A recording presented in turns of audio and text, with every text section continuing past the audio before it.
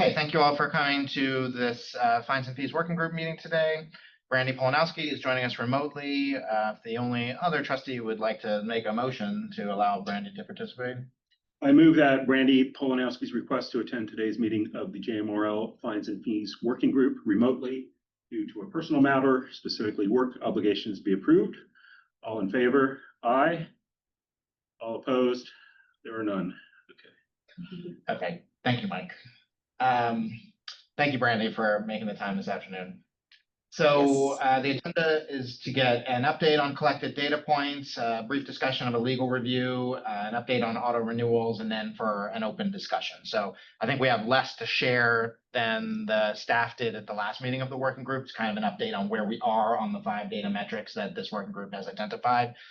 So that might take a few minutes and a few other things, but then otherwise it's an open discussion. So there is a bit of a dog and pony show, but maybe not quite as much as we have had at previous meetings. But having said that, But I think this might also be the first time that we've had all 5 metrics in place correct, at the same time. And like in some sense, this is the start of an ongoing data collection. This is a baseline collection here. I do have some news to share about one member of our working group who is leaving JMRL. Kayla Payne has been hired as the IT operations manager at the city of Charlottesville. We're very proud of her, but very sad for JMRL. So we're losing a member of this team here, and Kayla is largely responsible for figuring out how to collect most of this data. So one of her goals before she leaves in mid-August is to show Brittany and I how to get all this. Yes. We're gonna miss you, but we're so excited for you. Okay.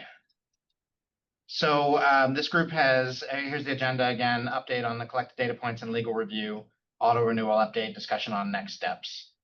So this group has picked 5 metrics that the working group has identified as being the things that we will use to collect baseline data now. And if there's a change in fines and fees, review to see as best as we can organizationally what the impact has been based on these 5 numbers. So there's on-time check-ins and returns, which is like when things are physical materials are returned to the library, hold wait times, the collection turnover rate, which is circulation divided by holdings, differential on blocked cards, and differential on new cards. And I think we have a slide for each of these, so I'll share this out with the group and you can click and see the raw data, but Kayla's collected some of it for us. So just going through 1 through 5. Here's where we are for the 90-day period before July 21st of on-time check-ins and returns. And this is the rolling calendar that our integrated library system keeps. It's always going to be a 90-day period. Is that correct? That's the total amount of time that they can collect. So we will collect this on a weekly basis moving forward. You can see that 70.9% of materials that are checked out are returned more than a day early.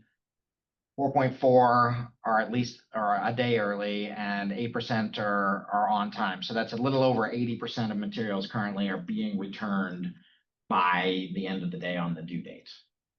Okay, so this is something that if we make changes, we can look at later and say, how has that impacted what we're doing? So I'm just thinking in the back of my mind, and we don't need to decide this or come up with a solution right now, but I'm thinking of this will be a series of data points over time. Yeah. And on the pie chart here, we have kind of 7 different categories. And I'm just trying to think of how to turn that into a trend-based graph. Yeah. So I'll think about that in the back of my mind. Already this one, what's the 21st? What's today? That's this morning? It was Monday. Monday, right. So already this one maybe would be impacted by some of the auto renewal. Yeah. And I don't think it would, because that was right at the cusp of when the first batch of materials would be due. But yes, we're collecting this and we have these snapshots over time to see like what the trend. I think it would be something like a chart for each, like items returned 1 day early over time and see like what percentage it is. And then maybe it's a stack. I'm yeah, thinking a stack. Sure. Hold wait time. So the average wait before a hold arrives for items currently on hold and there are no available copies. So the bottom line is that right now, snapshot in time. So this is today. Oops, can't do that. It's about 3 and a little bit months. We've talked about this with the group before, so I will show you this raw data. that some of these are skewed by outlying staff actions, basically. Like there's something that is way overdue that staff have put a recall on so that they can deal with it coming in. I know Kayla mentioned the other day, like we discovered a hold on one of the hotspots that never got returned, and the hope was to bring it back in when it got returned. But now, at that point, it was a staff hold, point being. So there's either some cleanup to do in this raw data here, or we just assume that those outliers will be part of the wash moving forward, and that there will always be some actions where there are, Can you go back one, please? yeah. And that is the average wait based on things that are 40 days and things that have been like 2,000 days because someone put a hold on it 5 years ago and it never came back. Right.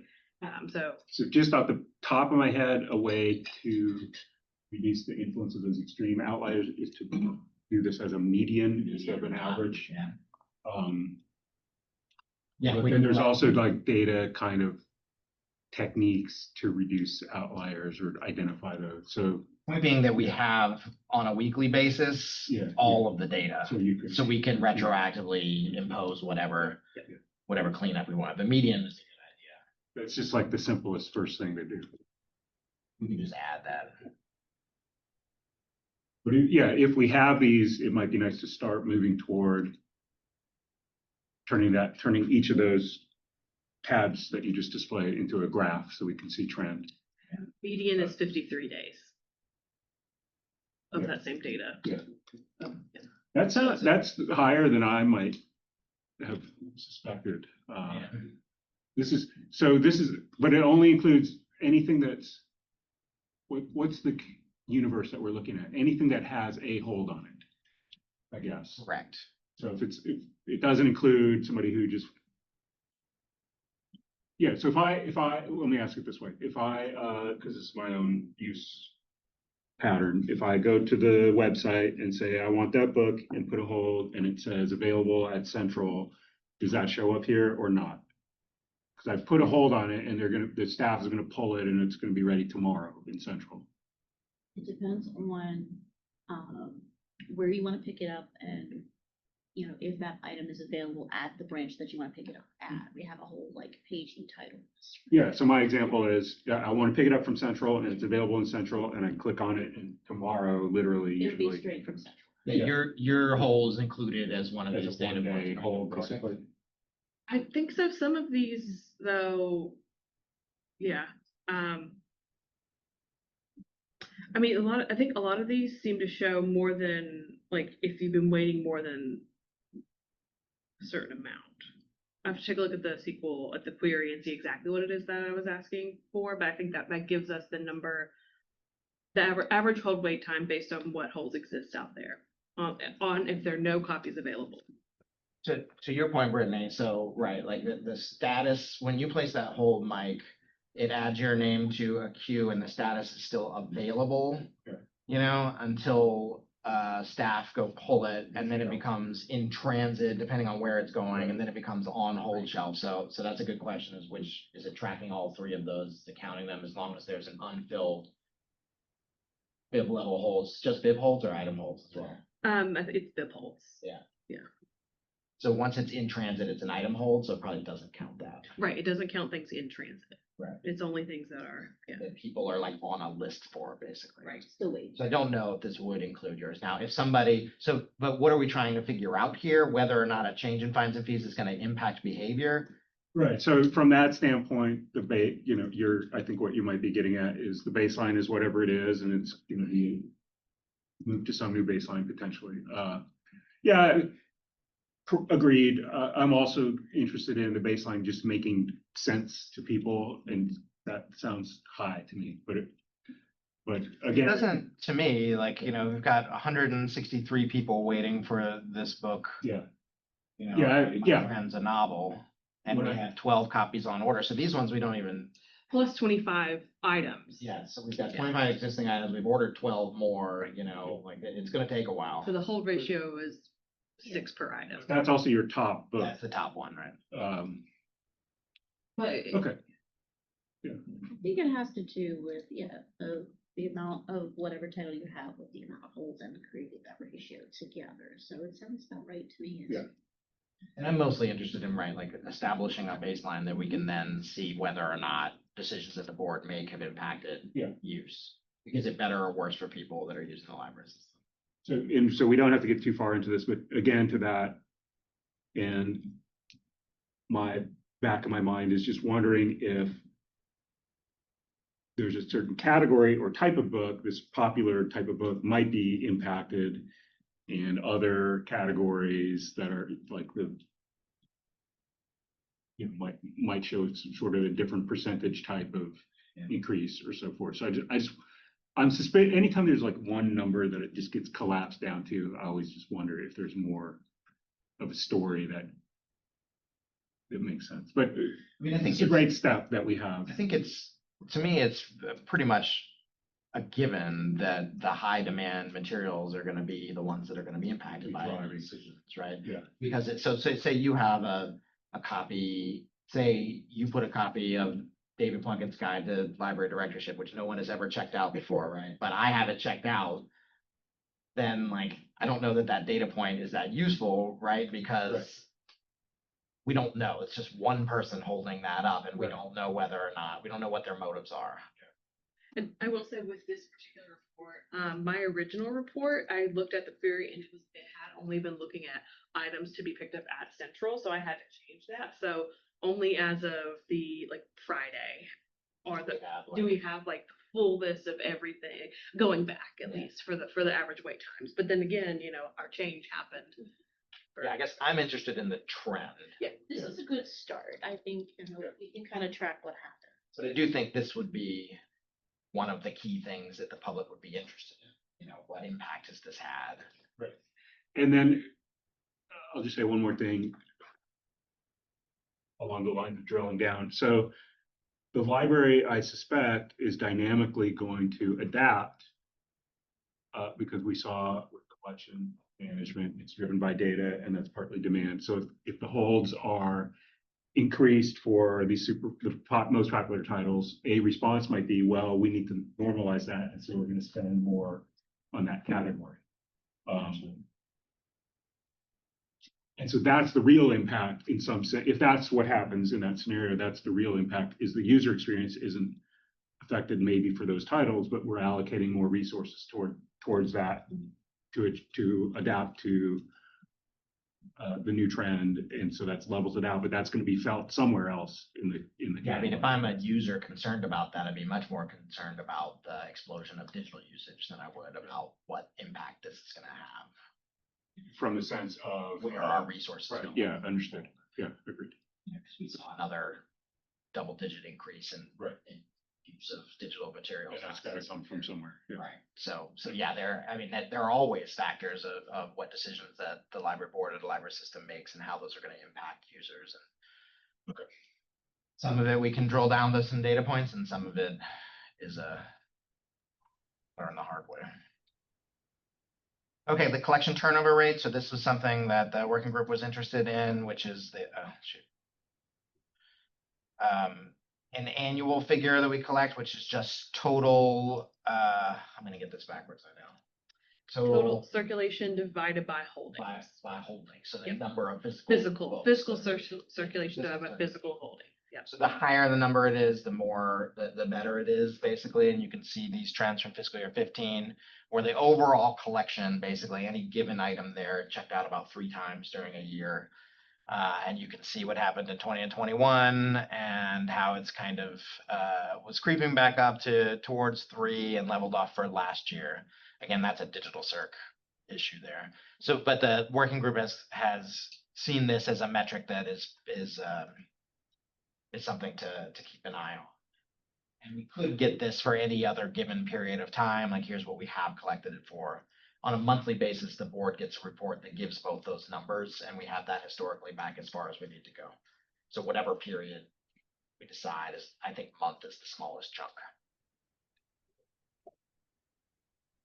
Okay, and then number 4, the differential in blocked cards. So this is just a snapshot for today, and we'll collect this data moving forward, or I'm sorry, for Monday. Can you go back one slide? Yeah. Oh, never mind. Doesn't matter. I added in something that has digital and physical circ, but I think it's fine. in case that was of interest or a comparison, but Yeah, I can. we can move on. Well, I can refresh. Get that. Maybe.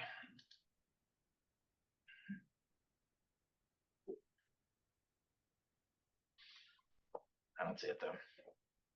Good, next one. Oh. So you can see how much digital circ is the blue, how much that has changed. So this is just raw checkout numbers. This is not Yeah. related to one of our metrics. It's just- It's part of that. It's, yeah, not related to the collection turnover, but it's using the same data for Same collection data. turnover. Yeah. Okay, so the growth of digital circ, physical circ, And here total items is size of the physical holding. collection, Yeah, total physical. which is pretty steady, usually around 500,000. Have the same number of shelves. Yeah, exactly. So of the 93,000 total card holders as of the beginning of this week, about 6% are blocked. I don't know if there's anything to show in the data behind the scenes. This doesn't have any This one didn't have any charts. No, it was just looking at the where they're from. total number. Yeah. So that's the raw data behind that has, a breakdown of who's blocked where. And what's the age of, I'm asking myself if some of those are just people who've moved away or, no longer applicable. I know we age out cards every so often. That's every 5 years? Is that, what's the life of a, if you haven't heard from me in X number of time? 3 years. 3 years. Yeah. 3 years, but if you have materials still checked out that you owe us, Yeah. then it's a longer period while we try to recoup those. Yes, we do try to recoup that, and a lot of what you're going to see with something like that is billed items. Not overdue fines or labor. Yeah, they never brought the book back. They never brought the book back, so it's all ages also. And so this report does go in the different column sets, the total number of blocked patrons, total who have lost items. Okay, that's the wrong one, sorry. That's all right. Oh, right, that's right. So yeah, the total blocked, the total who have lost items, and it keeps going, and then it goes to how much is owed, what the average person owes based on that patron type, and all the way over to like. So 3,500 of those have billed items. They have materials that never came back. Yeah. And was there another one you wanted to show? No, it kind of also gives an average of their last activity. And I think that's one of the most important metrics. She said, I gets people who might have moved away, or, they're still in the area, but it's in like moving boxes. Or it just doesn't have their attention. And I think one of the questions here that I don't know if data is gonna answer for us is, well, it will, like, is there a change in this number? Is there a differential? How many of those are because people don't wanna return them because they don't wanna pay a fine? And that would be one, if the board is looking for a positive outcome, that would be one that we'd be looking for. Like, can we get the materials back because the patron's not afraid of the penalty? Right. Okay. Yeah. Last data point, just new cards, accounts for new cards. So this is the year, this is calendar year, Calendar year 2024. Follows, if you do this over time, you'll see the pattern of summertime boom, basically June, July for the most part. So this is just something we can look at over time for any given year of how many new cards are created on a monthly basis, year to date. July's not complete. And how far back do we have that data? I think I can go, the SQL report, you can pick whatever dates, and it looks at the database to see when a card was created, or when an account was created, so. So it's just going by the field, the created field. Yeah. So I don't think, I could go back year to year, I can add more to that spreadsheet if we want to. We can manage that if got limited Kayla time and a lot of projects that we want to get Show cleaned you up. which SQL reports are edited. Take us to SQL school. Okay, so before we move on to the legal review, any thoughts, ideas, questions about where we are? There was some good feedback here, including the median, I think was my favorite for the whole times. But I think we're in pretty good shape in terms of like, if this is a baseline that we are collecting now, and we'll talk about auto renewals in a little bit, but like this is also useful information for that change too. Okay, we brought the question to JMRL's attorney about whether or not there were any potential roadblocks in any of JMRL's agreements or documentation to prevent the board from making a decision that would remove fines and fees, which was a good idea in the past. The board has learned where they need to involve jurisdictional approval, which usually means changing the original agreement for a change that JMRL wanted to make. So the opinion that we got back, bottom line, effectively says that it's up to the board to make this decision. So the attorney points out that in the regional agreement, JMRL is required to retain all collected overdue fees in a separate equipment fund, but there's nothing in the agreement or any state code that prohibits or limits the amount of fines or fees or the removal of overdue fees. So it's good to have that information before the board moves any further. Due diligence. Yeah. Okay, so auto renewals got turned on July 1st this year. Brittany shared a little bit of patron feedback that she's gotten about it. People are happy about the idea. I look forward to this. My old system used to do this. This is very convenient. It's a great step forward. So have you heard personally any negative feedback? None. I mean, we have been telling people as we've been signing them up for new cards too, that we just implemented this and people are very excited about this. A lot of people have moved to the area and they're like, oh, my old system used to do this. Or it's a great step forward. One person actually called me to ask why we made this change to auto renewal. So I explained it to her and she got so excited about it. She actually donated to the friends. So it largely, at least for my experience, has been very positive with patron feedback so far. And I kind of pulled my staff at Central this morning, and it's been positive for them. Having said that, right now, this week is when we're going to figure out what the problems are. If somebody thinks that they were going to get something renewed and didn't, or vice versa, we might not have heard about that yet. And I've made clear to staff that there is a grace period, and I've talked a couple staff through how the grace period is going to work, what the length of time is for that, and how that will be implemented. So we're going to try to make this as smooth as possible. This is the daily, like the every day what's being auto renewed at midnight. And some of the early things are stragglers from when I was testing with like staff out of area cards, but you'll see the big jump was the 19th because everything that checked out July 1st is due July 22nd. And then auto renewals, the courtesy notice goes out 3 days before. So the 19th is when the auto renewal took place. So those items are now due 3 weeks from yesterday. So the things that have been keeping Kayla and Brittany up for the last month and a half trying to make sure that this works correctly seems to have worked swimmingly. So good job, you two. Right. I don't think staff can say to the board members on this committee right now, like, yeah, everything was perfect because we haven't seen any negative consequences yet. And that there might not be, which would be great. I think what may be confused about at first is the wording on the notices. Just once they get used to that though, and they understand what the expectation is going forward, I think they'll be fine with having all the I thought it was just seeing the notices myself. I thought they were as clear as they could be. right, exactly. But that doesn't mean people read it or. Right. So it's just kind of clarifying, like, this is how this is working now. Yeah, I think the key was there was a fair amount of educational language about not every item is eligible every time. So that's the key. We've with been that. very clear to specify that. And I think the grace period is going to go a long way towards smoothing any of those kinks. I think most people, if they have a misunderstanding about how it works, will understand it after going through it once. But that might be this week. It might not be. Some people won't use their card again for 6 months. Okay, so that's the report on auto renewals. That so far the kind of technical aspects all went really well.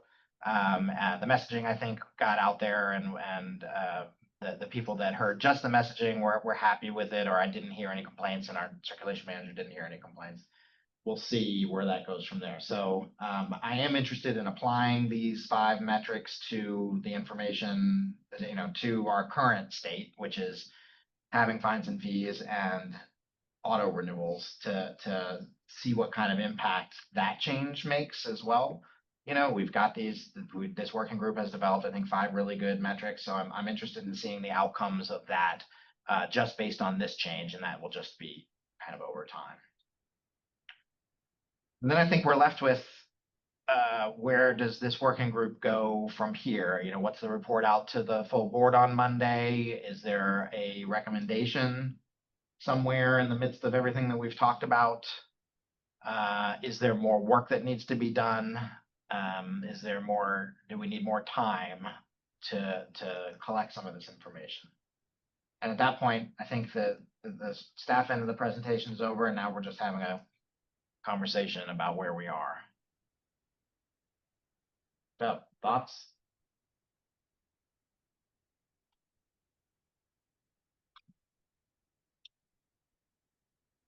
I would like to hear what Brandy has to, because I know she had, last time she and I touched base, had some thoughts.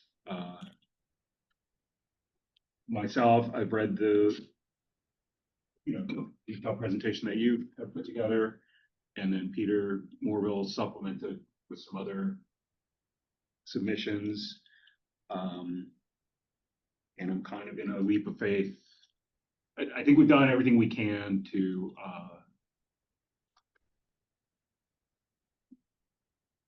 at least put guardrails around understanding the impact.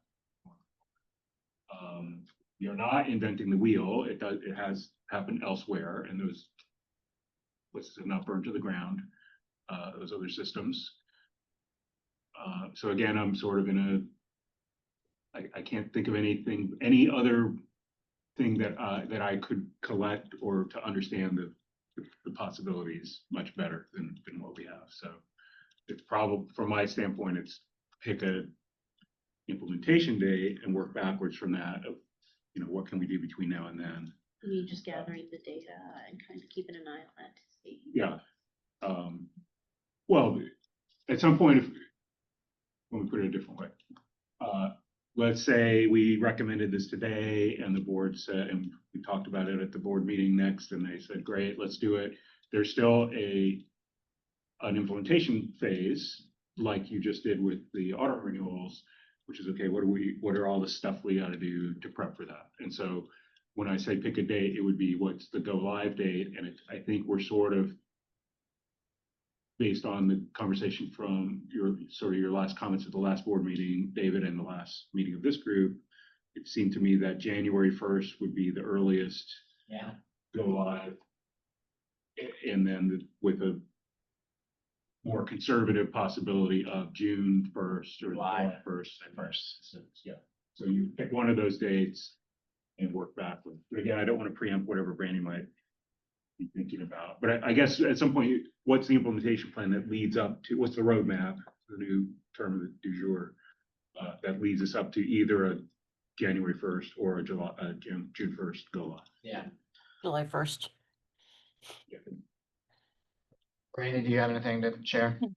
So I like the information that we're collecting, and it looks like based on the first chart that was shown that the auto renewals could affect like roughly 15% of the people using the physical library services. As far as returning their books a day late or more. I have not had a chance to sit down and look at the other like numbers and stuff that I would like to, but I do feel like we are leading towards making a recommendation to go fine free within the next year. I would say, from the director's point of view, that July 1 would be my preferred date, just because we can work it into the budgeting cycle as well. I feel like that would be a good date personally.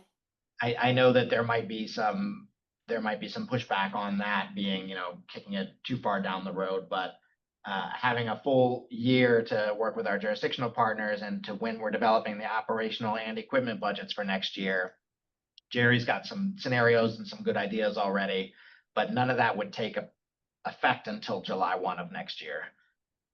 So if the board, and if this group, I think, is gonna make a recommendation, I'm fairly certain that most of the board members, enough voting board members would support that recommendation that it would happen.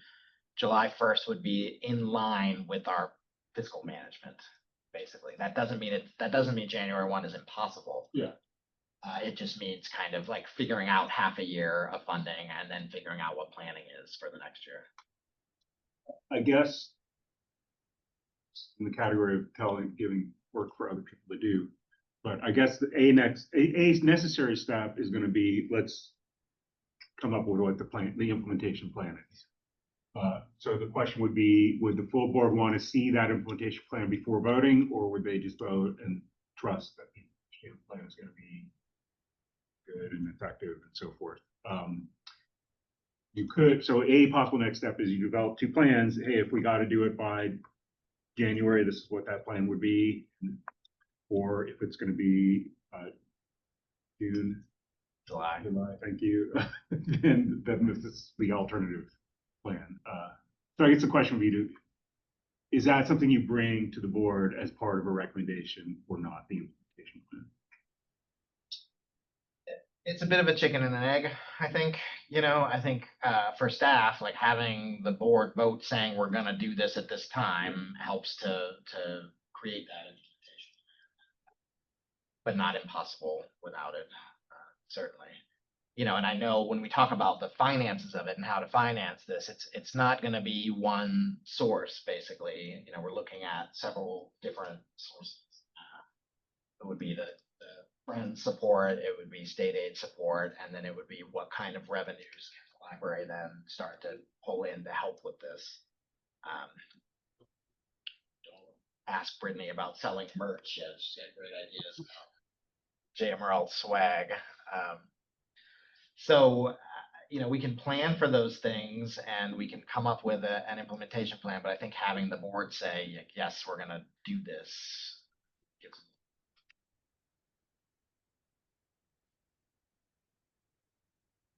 Yeah, but okay, I just observing board.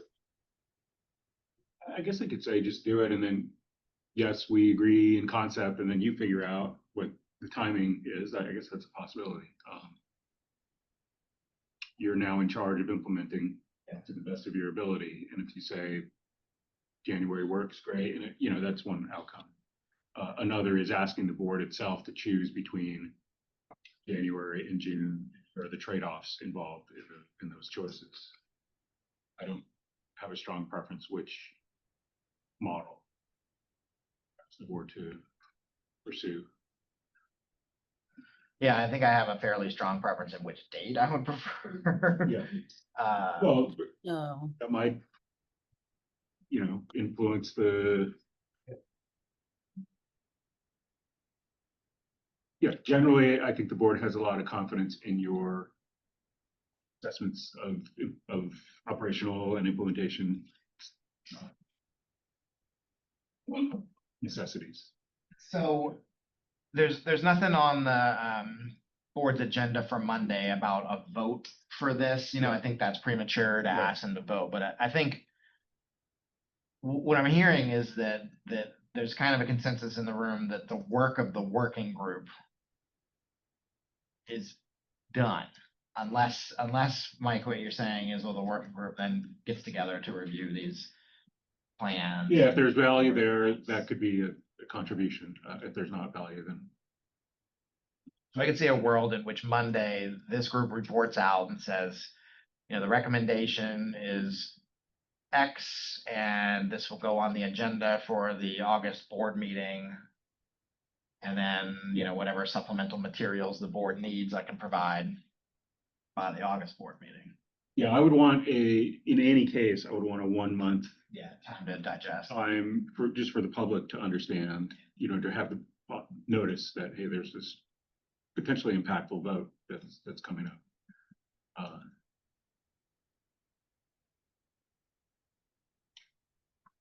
Yeah, if that's what we're saying, what we can do, as far as So for me, I think July 1st would be a good date because we will be talking about fiscal year 27, and July 1st being fiscal year 27. We have the budget will be meeting again and in the fall time to review that stuff. And we're going to be seeing the direct impact of what happens with removing the fines and fees going forward. How does that affect? Yeah, I think we'll have a good Yeah. amount of data from the auto renewals too, because we are gonna be, this is a revenue losing proposition as well. Like there is money that JMRL got in years past from the overdue fine renews that is not gonna come in. So that's, I mentioned earlier, I'm interested in these metrics too. So there's the kind of metrics and how does this impact the public? And then there's our internal, well, how does this impact the organization? And largely that's financial. For that reason, I strongly prefer July 1st as well, to give us more time to collect this data.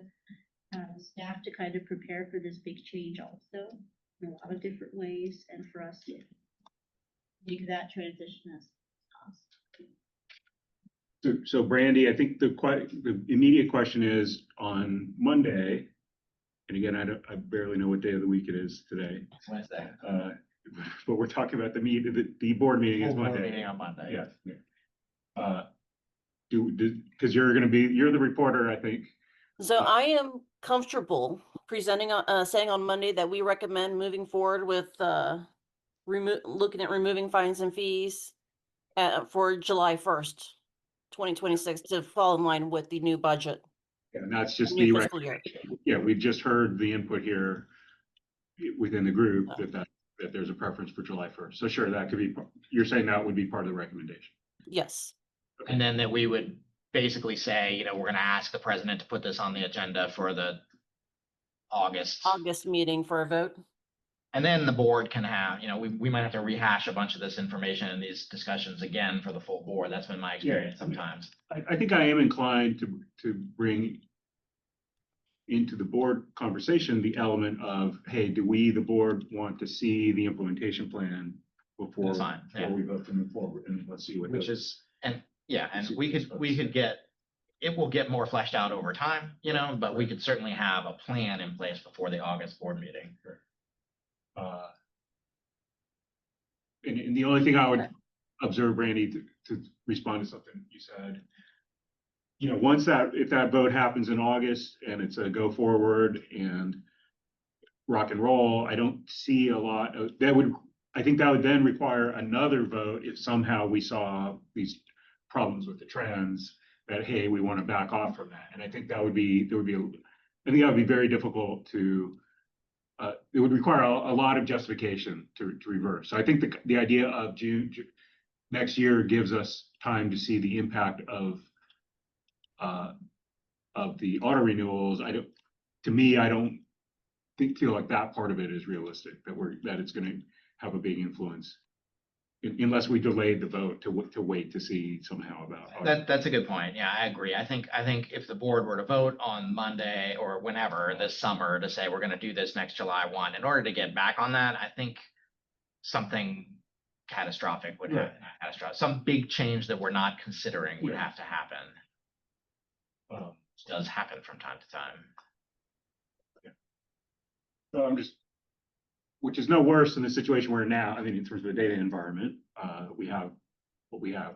I'm just saying, with the timeline we're just outlining for a vote, for a decision, I don't see auto renewal data being early enough or convincing enough to really play in. Yeah, and right. I agree. I don't see it being impactful enough to sway a board's vote. But my main reason for a July 1 is aligning with the management.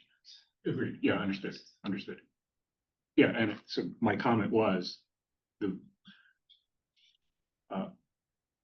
increased data collection length of time, I don't think would end up being a factor.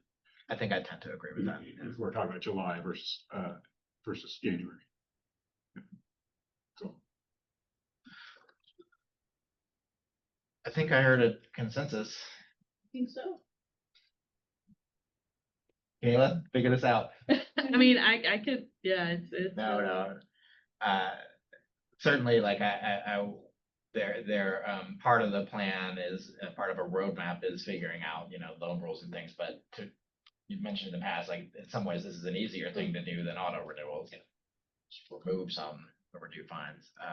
The biggest thing is gonna be between Jerry and myself in the budget committee and talking about how to, Impacts. how to fund equipment moving Let forward. me ask just to add a left field question along those lines, implementation and budget. What would be the difficulty of, if you wanted to try it, having an opt-in, opt-out status per patron? So some patrons would, by an opt-in choice, be assessed fines and some would not. We have like 10 different types of loan rules based on the type of format that you check out. So you'd have to create like 10 brand new loan rules and match them up with the different changed patron types, which would also, there are 5 jurisdictions plus out of area. So you're like multiplying that by, So you think you would implement it not by a flag on the patron, but just by changing the Yeah. P type is your only flag to Yeah, categorize someone. Everybody's based by it's based on what your card type is or your patron type and your item type. That's how our loan rules are governed. I think a flag on the patron, the way our system is currently set up, would mean staff intervention to make this happen. You know, it would mean everybody gets fines, and if they have that check, then staff would have to go through and manually. Okay, so that wouldn't work at all. That- Yeah, so I'm not aware of a good way to do that in our current system, and I would be a little concerned with trying to implement that without a collections and technology. Sure. So the motivation for that would, and again, I'm just asking about feasibility, would be you might retain some of that revenue. Yeah. Uh, I think we're more likely to try to message things to give people the opportunity to donate, which is another step. You know, you're less likely to get revenue from that than if somebody's just like, oh, fine, you know, yeah, you can keep charging me, it's not a problem, I'll pay it. But like making sure that we're being forward about like this was a choice, and you know, the library still needs these things that were funded by this, and Right. you can help support that cause. I've seen that, libraries that, you know, when they successfully go fine free, that's one of the main ways is they're very transparent about that aspect of it and encourage donations. So that's what I would recommend. It sounds good to me. In the past, when you're saying that would go to the library though, and not to the Friends. I think it could go either way, but it makes more sense to me to have it come directly to the library to support So the. I've just heard in the past, when we talked about monies going straight to the library, that we didn't expect or be able to plan exactly for, that then there's budgeting. It depends on the volume that we're talking about. So yeah, I think you're thinking of like donations that Right. come in that we then Right. give to the endowment fund, which Right. exists for that. Yeah, I guess I'm observing initially, we wouldn't have a good feel for how much of those. It's gonna be- And there might be a spike at the beginning and then That's that new. would tail off over time. So Yeah, I mean, I just we- wonder about the predictability of Right. those. Be a wild card. We could also talk to the CACF about creating a fund for this specifically, you know, which could be, that could carry on, like the equipment budget, that can carry on over time rather than being operational funding that at the end of the fiscal year, only 5% of it can carry over. All right, yeah, there's subtle messaging type issues with all of that. Like, how do you describe what this is and why you need the money and what it's going for? I mean, again, I'm brainstorming in the back of my mind. You could have this is how much the fines and fees were last year, and you could even say this is how much yours were last year, and you So go what on, is being, go fund me Right. for pay $30 last year, maybe you could pull that out this year if you're getting value from the library. Yeah, all that. Yeah, it's probably a good start for sure. Yeah.